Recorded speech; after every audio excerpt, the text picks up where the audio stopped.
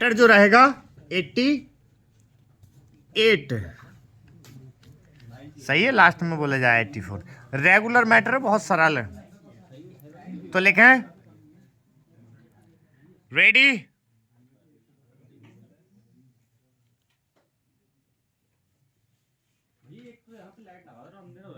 ठीक है, कल संडे में लग जाएगी एक लाइट और।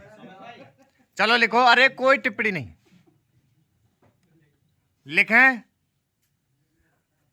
अंततः यह आशंका सही सिद्ध हुई कि चीन के साथ व्यापार घाटा 100 अरब डॉलर को पार कर सकती है। ताजा आंकड़े बता रहे हैं कि बीते वर्ष भारत चीन के बीच 135 अरब डॉलर का जो द्विपक्षीय कारोबार हुआ, उसमें जहां चीन से होने वाला आयात 118 अरब डॉलर रहा, वहीं भारत की ओर से उसे किया जाने वाला निर्यात 17 अरब डॉलर तक ही सीमित रहा। यह पहली बार है जब चीन के साथ भारत का व्यापार घाटा 100 अरब डॉलर के आंकड़े को पार कर गया। यह इसलिए विशेष चिंता का विषय है क्योंकि ऐसा मेक इन इंडिया और आत्मनिर्भर भारत अभियान के बाद भी हुआ। इसका सीधा अर्थ है कि इसकी गहन समीक्षा करनी होगी कि ये दोनों अभियान अपेक्षा पर खरे क्यों नहीं उतर पा रहे हैं। इसी के साथ यह भी देखना होगा कि उत्पादन से जुड़ी प्रोत्साहन योजना यानी PLI स्कीम वांछित परिणाम क्यों नहीं दे पा रही है। चीन जिस तरह भारतीय हितों को चोट पहुंचाने के साथ सीमा पर आक्रामक रवैया अपनाए हुए हैं, उसे देखते हुए यह आवश्यक ही नहीं अनिवार्य है कि वहां से आने वाली सामग्री पर निर्भरता कम ही की जाए।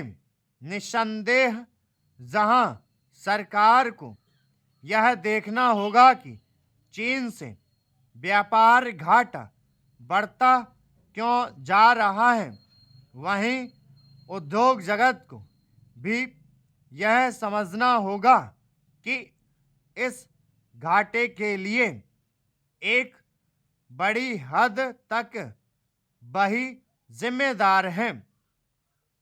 हमारे उद्योग जगत को चीनी वस्तुओं पर अपनी निर्भरता कम करने के लिए कमर कसनी होगी।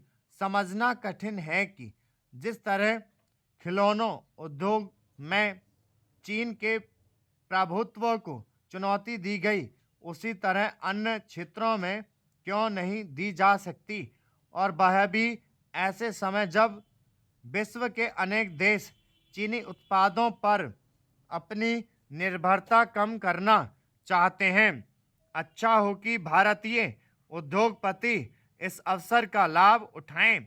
वे ऐसा करने में तभी सक्षम हो सकते हैं जब तकनीक का उपयोग करने के साथ अपनी उत्पादकता बढ़ाने और साथ ही अपने उत्पादों की गुणवत्ता सुधारने पर अतिरिक्त ध्यान देंगे।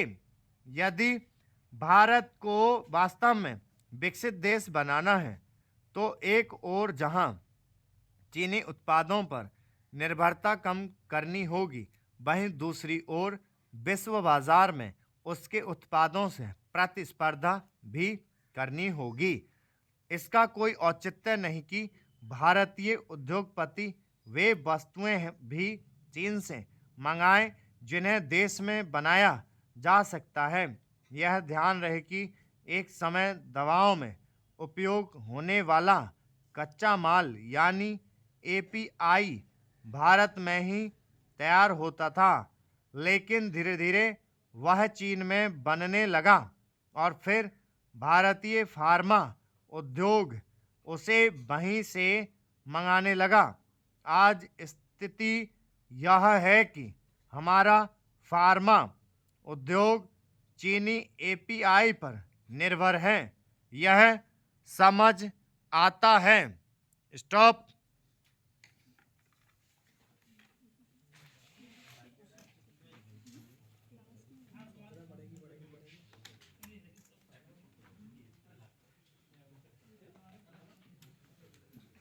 88